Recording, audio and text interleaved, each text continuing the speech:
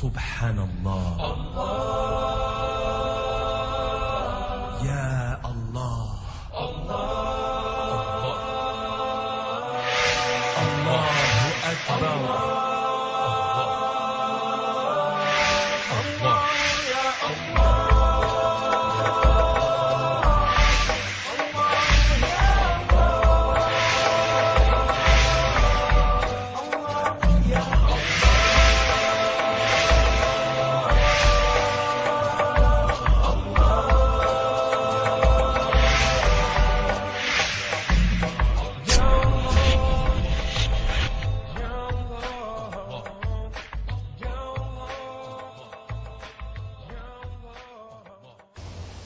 Assalamu alaikum, and welcome to the World of Islam, coming to you from Manchester, New Hampshire, in the United States of America.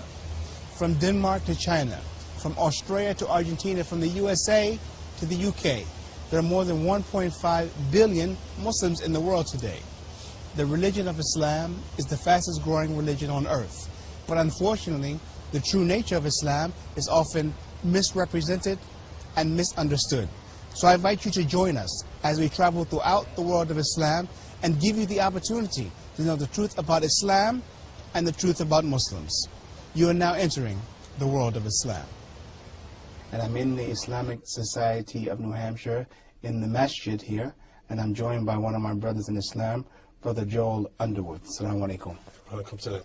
And thank you for agreeing to sit with us and spend some time with us and share with us your story, how you came to Islam and how you were attracted to Islam. But as we begin, I want to know how you came to Islam, but I want to know a bit about your life before you came to Islam, before you started to study Islam, up to the point where you began to study Islam. I suppose it's easiest to say I was a typical American who had been raised as a Christian of some variety. And I definitely believed in God, and I was a serious person. When I was reading the Christian Bible, I would read it very carefully and critically and try to understand, what it would offer. And from there, I sort of migrated through a number of thought processes, as I grew older, trying to understand my life. And I didn't really have any exposure to Islam. I didn't know any Muslims. Even when you went to college and all these things, you never... I was not aware of it at all. I went to a college in the northeast of the U.S. that was predominantly white from the New England area. There was very little diversity in schools back then. And so my coming to Islam was really my own journey that came about in a way that I could never imagine. So I think you explained it that you were kind of in complete isolation. You had never been exposed to Muslims. You had never seen an example of a Muslim. It just came to you. Allah, He just guided you to Islam. It is something almost that simple, but I came to pick up the Quran before I was going to make a trip to Morocco. And I thought I would find a little bit about the culture of an Islamic country, so that I could be polite and know how to behave. I didn't know what the Quran contained. I didn't know what the message of the Quran was. I'd never seen the Quran.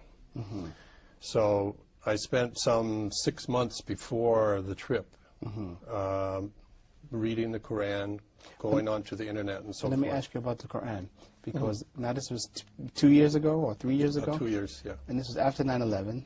Yes. Everyone's talking about Islam and about Muslims, but still you had never really heard about the Quran. Well, I knew it existed as a religious book, but I had never seen it, and I didn't know what it contained. I didn't know what the message of the Quran was. You know, Christians have a sense of the books that are in the Bible, you know, the Old Testament, the New Testament. But I didn't know that the Quran would fit in with any of the history of the Christians or the Jews. I didn't know how it all worked together. And so I read through the Quran the first time, and because of the, you know, the richness of the Quran from someone from the outside, they don't really know what the references are. They don't know what exactly they're reading. You know, when you hear about the year of the elephant, well, what is that? Okay, unless you have some education about it. And so through time, I became curious enough, and I saw an advertisement by this society here in Manchester for a fundraiser. And I had no idea what I would find, but I thought this is a good way maybe for me to meet a Muslim and find out. And before you saw something that about ad, it. did you know there were Muslims in Manchester? Not really. I didn't have any awareness of them. There was nothing in the newspaper periodically that would give you much clue.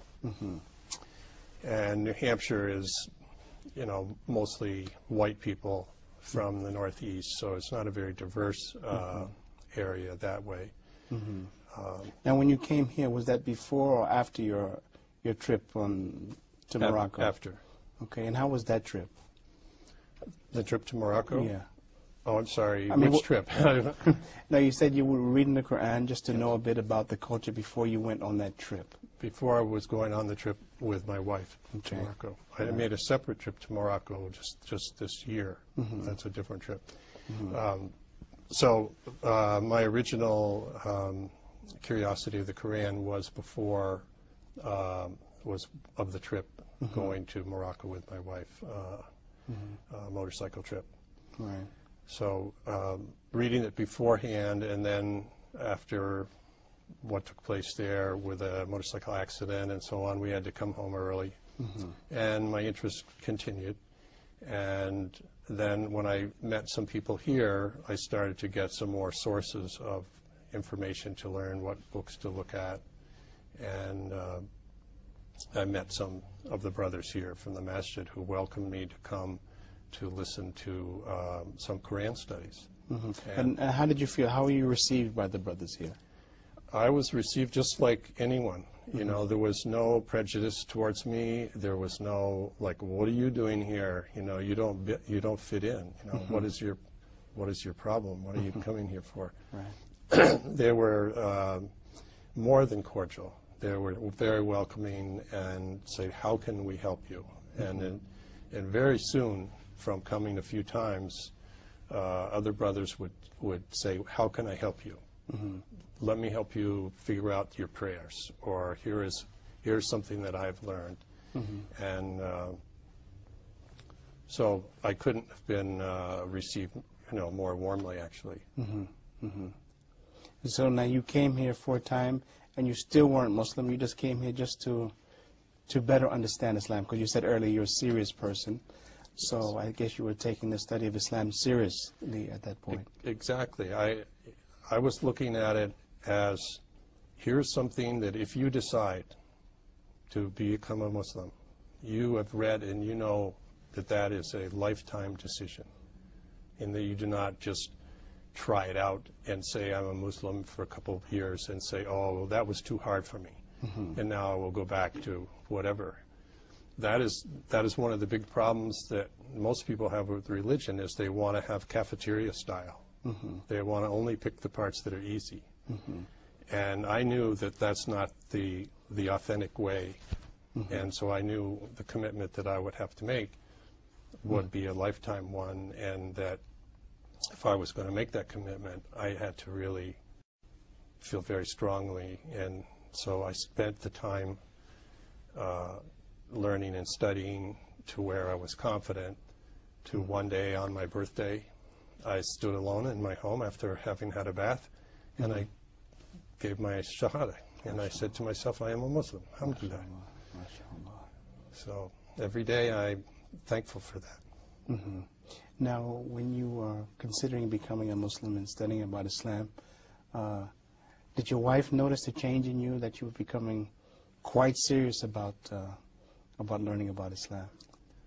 Yes, with some concern, I'd have to say. I would have lots of books around. I would have the Quran. I would have other books on Islam that I was reading, and she could see that every day when I was in my reading chair, that's what I was reading, and everything she saw on the internet, it was about Islam. So she said, "Oh, you are really, being a fanatic about this. You're taking yourself in a direction away from me," and she became concerned that it would be threatening our relationship, that she wouldn't know who I was anymore, and these kinds of fears. And so that is continued to be an area of some difficulty that she is growing to understand, and that the acceptance of me now as a Muslim is actually improved a lot, to where she is willing to understand that I have this right to have my religion, and that it doesn't change my love for her, it doesn't change our relationship, should not threaten it. And how about the rest of your family? Have you been able to share the fact with them that you're Muslim?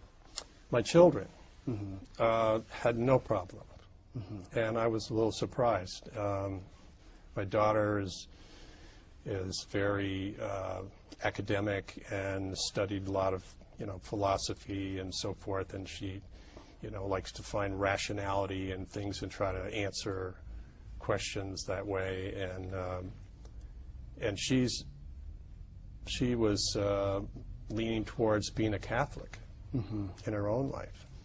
And my son is one who was just very open to people finding their own way. So both of my kids had no trouble. And I pray in front of them. They know at certain times, don't have plan things because Dad has his prayers.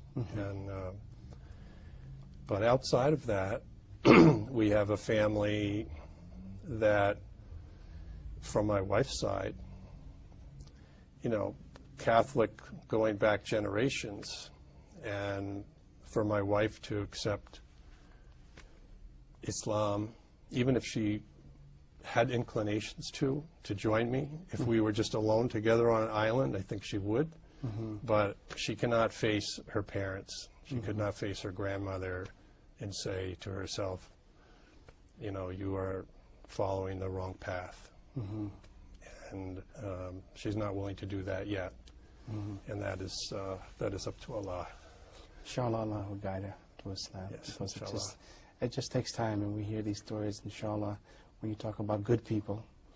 Inshallah, Allah, He has a way to. And patience. And patience, the Muslims exactly. are patient, and I'm patient, and the advice I've received from my brothers is like little layers of sand that fall to the bottom of the lake every year. It makes layers. You take a little bit of a layer each year of understanding. Maybe it happens faster, but over time, if I am a good example to my wife as a Muslim and I am treating her well and she sees what it is doing for me, inshallah, she will slowly lose these fears, and maybe, if it's God's will, she will become a Muslim too. Now, you're from New London, New Hampshire, which is Yes. a little bit remote from here. Yes. Are there any Muslims that live in that town where you live? I'm not aware of any. There was a grocer, an owner of a grocery store, who had married a Malaysian woman, but they have moved south to be with family in, I think, North Carolina. There is one other sort of beacon, however, in New Hampshire, and that is Dartmouth College. And there is the Al-Nur Society of the Dartmouth students, and they have a prayer room, and they have meetings together, and they read the Quran. And they have welcomed me to come to some of their activities, even though, I am 3 times their age in some cases. So there is a good community to the north of here, and we are making attempts to try to get them to talk together and be part of the greater Muslim family here in New Hampshire. But right in the town I live in, no Muslims, no mosques. And there is this isolation. There's an isolation, I think, for a new Muslim who has to learn an entirely new culture, has to give up their culture, has a language barrier, has the societal pressures of people against Muslims. You know, you are an instant minority, even though I'm the majority, and you know, so. Now, the thing you mentioned about the things you have to give up to become a Muslim, were those things easy for you, and did you only start them after you became Muslim, or did you try to see if you'd be able to maintain them before you became Muslim? I learned some of the laws about food and other matters, dealing with how do you relate to women and other things, other issues of modesty, and from my readings. And before I became a Muslim, I was observing these things. I was trying to learn about them. I had stopped having any alcohol, eating pork or any other food that was haram, and it didn't have any. It was no problem for me. A whole lifetime of, you know, of things, but it wasn't difficult. And I have friends who are Christians or others who drink alcohol. They're not drunks or anything, but they drink alcohol, and I can be next to them, and it doesn't attract me. I have no problem with it. But people who know you, I mean, everybody seems to be pretty accepting, but maybe somebody comes up to you and says, Joel, you know, I know you, you're a nice guy, but tell me, why did you become a Muslim? I would say to them, that is a very small question with a big answer. And I've tried to have an answer, because that is the first thing people ask, you know, especially the people, like you say, that don't really understand. And I have to think about it. Well, no one asks anyone who is a Christian or a Jew, why are you Christian or Jew? How did you become Christian? Is it just something that is accepted? But if you become Muslim, now you have to have a very comprehensive answer that is logical and can be understood in 10 seconds. And I don't have a 10-second answer, but you don't know how God is active, how He is, you know, pointing you in different directions. You don't know when it is happening. And there are lots of blessings from God that you know about, and there are many, many more that you don't know about.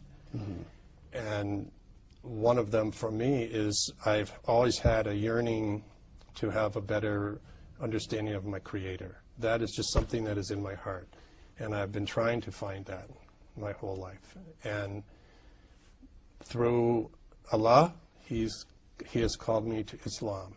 Why? I would never know. Why would I do this? Why would I reach out to the Quran, something I knew nothing about? Why would I keep reading the Quran after all this time, you know, if it was just a whim? So I think my heart was ready, and it was this time in my life when Allah chose me. There's no other good, quick answer. You know. Now, what's your occupation? I am involved with finance. Okay. And then how did your co-workers and everybody respond to the fact that you had become Muslim? Well, the ones that had known me for quite some time, they raised their eyebrow, and they said, "Come on, what is this?" And they think, okay, it's just something that'll go away. And 6 months later, you know, I see them, or not everybody that I know I work with all the time.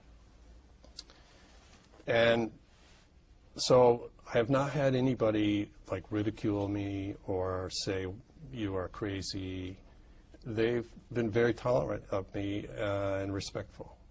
And one of my very good friends who is ethnic Chinese, he is a born-again Christian. He is the most supportive of my friends. Right. And I pray at work, and there's nobody telling me not to do that, and I'm able to have privacy. And everyone, including the president of the company I work for, knows, and nobody confronts me with it or complains.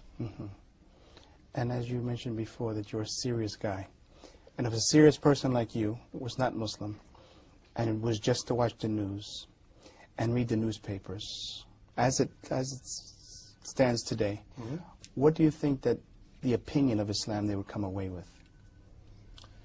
I'm sorry to say that it's the opinion that comes out quite often in the network news, where there's a very small amount of time spent on things, perpetuates a lot of stereotypes that the Western world is predisposed to believe.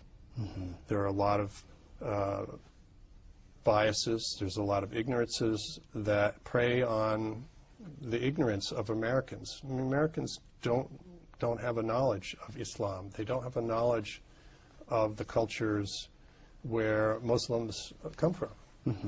And it's not that they have meanness towards them, but it's ignorance. So they are like fertile ground for some misinformation or some biased information to take hold. And so that is the only thing they know. And with the violence that is always on television, you get some sense that there is this group of Muslims who are violent. I think there is better understanding now that those people are not following the religion. These are people acting against Islam. And that there is a group of Muslims who are devout and religious people, and they're not violent. And I think the word is getting out slowly. Okay. Well, I will ask you, because often I'm asked, when people think about Muslims in America, they think about immigrant Muslims, Afro-American Muslims, and they ask me why we don't see, since the majority of the people in America are Caucasian, at least today anyway, why we don't see more Caucasian Americans becoming Muslim? I mean, if someone asked you that question, what could you say? Well, there's nothing specific to being a Caucasian American that would prohibit that. But there's, for example, within the Black American community, there is some cultural nourishment that would allow that. But in the white American community, there are no historical antecedents other than some immigrants from very long ago in the 30s that came to the U.S. There just isn't the knowledge of any Muslims. There's not an example where a typical white American is going to go to a school where there'll even be a Muslim. So it's really the lack of exposure. I think today the young people, my children, they get this exposure in their colleges, and they see that it is a world of people, not just one country. And their friends are much more diverse than I would have had a chance to meet, growing up. You would say, well, you don't know any black people. Well, there aren't any black people. It's not because I don't want to know a black person or I don't want to know a Muslim, but there aren't any here. And so in this part of America anyways, there's no proximity to an opportunity to learn. But I don't think that when you go one-on-one with a Caucasian American that there's any reason why you would find resistance to Islam. And as you studied and learned about Islam, do you think there are things from Islam and Islamic culture that the society, the culture here in America could benefit from? Oh, there are lots of things. America is based on consumerism. And consumerism is beginning to really erode the society because it creates so much debt. To keep being a consumer, there was always this borrowing, and people's lives become caught up in that. And that is not always the best quality of life if you're working to pay bills and working to borrow money and just to have things. And most people, when they get to be my age, they realize that those things are not making you happy. They are not fulfilling. There will always be an empty part in your soul that is not complete and without your religion. The way women are treated in this country, there is a strong sense of... Let me ask you, I'll let you elaborate. Yes. But, I mean, women around the world, when they think about women in America, they think they're the women who have the ultimate freedom in the world, you know? And they think that if they could live someplace and be a woman, that the United States is the place they would come from. So when you say the way the women are treated or the way the women are in America, some people might not understand that because we see that in America is the land of the free, women are free. How do you see that? Well, I think the freedom that women have in America is multifaceted. There is the freedom to get an education, to pursue careers, that type of thing, to choose about family, life, and these matters. But so often what people look at when they say, oh, look at the American women, look at what they have, it tends to be a material item that they're saying, look at the wealth they have, or look at the car they can drive, or look at the kind of clothes they can wear. And I don't know that that's really a measure of freedom. I think women from other countries looking at American women, they're looking at a stylized dream of some kind, that American women, unless they're from Hollywood, you know, they still have very practical issues and concerns, and they've not reached any point where their cares in life are gone. They worry about other things. But the part of the culture that you asked me about that I think is a little disturbing is the way that women are used as, you know, objects to advertise things, and using them in a way that uses their sexuality rather than what is in their heart. And the women are portrayed like that a lot in American society, and I don't know that that is a good thing.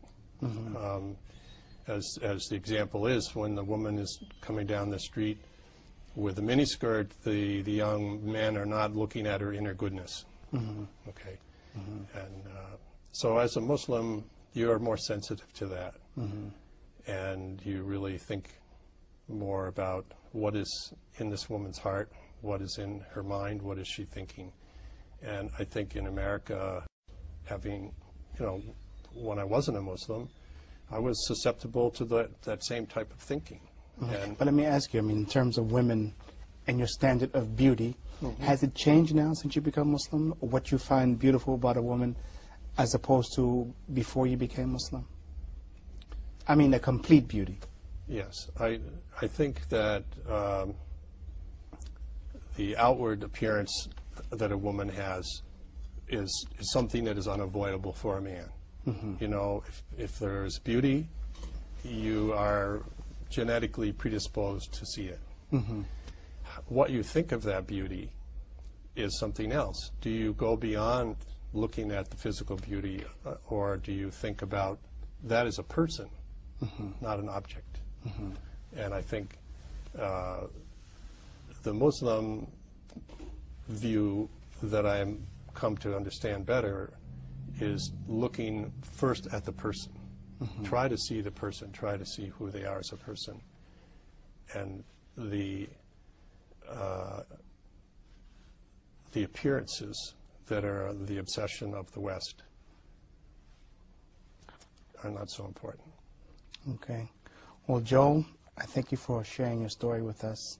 Alhamdulillah, that we travel around this country, we've heard many stories, and subhanAllah, there's some similarities, But the bottom line is Allah, He's the one who guides the people to Islam, and it's not the people who are given dawah, not the family or not the man who's trying to guide his wife or trying to guide his mother. But at the end of the day, it's Allah who is the one who guides people to Islam.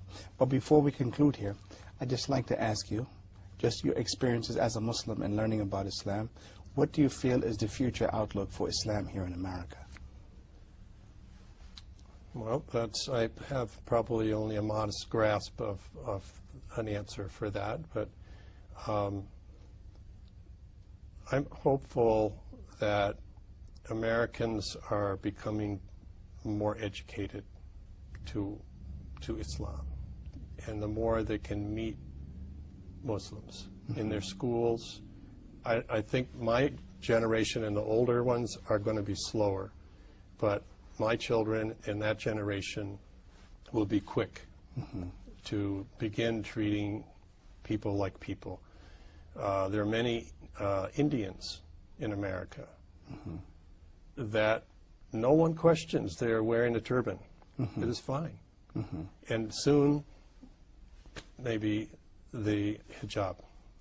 Maybe if the Muslim men take on their share and show they are Muslims too, wear the prayer cap in public. Right. But so often, people that come to this country who are Muslims, they want to fit in. They want to look Western. Or to assimilate. Yes. And you don't blame them for that because it is very difficult. For me, I am native of the U.S., and I am proud to show that I am a Muslim. But I will get my share of criticism as soon as I do that. I know. But that is improving, and it's coming with education. And look at this new masjid that we are building. That will be offering education, not just to the Muslims in this community today, but anyone who wants to come, and new Muslims, or people like me who never were Muslim, could hear about it. So I'm optimistic. Okay. Brother Joel, thank you very much for sitting with